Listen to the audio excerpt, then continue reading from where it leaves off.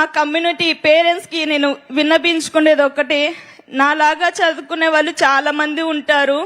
So మీ అమ్మాయి state first, district first అని చెప్పుకోవడమే కాకుండా వాళ్ళని చదివించి వాళ్ళు కోరుకున్న జాబ్ని వాళ్ళు సాధించే విధంగా వాళ్ళకు సపోర్ట్ చేయండి చాలు. పెళ్లిళ్ళు చేసి వాళ్ళ కళల్ని అక్కడే అనుగదొక్కద్దు ప్లీజ్. ఇదొక్కటి మీకు చెప్తున్నాను. అలానే మారుమూల ఉన్న ప్రజలు చాలా మంది ఉంటారు.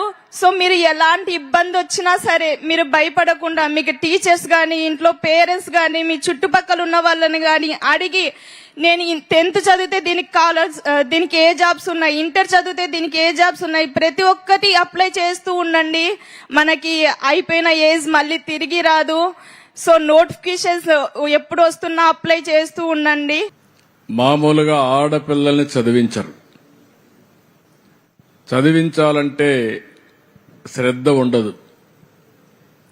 అందులో ముస్లిం ఆడపిల్లని పోలీస్ శాఖకు పంపించాలంటే అసలే ఇష్టం ఉండదు. అలాంటప్పుడు భర్త తల్లిదండ్రుల అమ్మాయిని ఆశీర్వదించారంటే శబాష్, వాళ్లకు మనస్ఫూర్తిగా అభినందనలు, గట్టిగా చప్పట్లు కొట్టి అభినందించాలి. రెండోది, ఆ అమ్మాయిలో ఒక సందేశం ఉంది.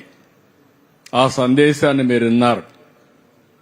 చిన్నప్పుడు పెళ్లిళ్లు చేసి ఆడబిడ్డల్ని పంపించేసి వాళ్ళ యొక్క ధైర్యాన్ని దెబ్బతీయడమే కాకుండా వాళ్ళ కోరికలను చంపేసే పరిస్థితికి వస్తున్నారు.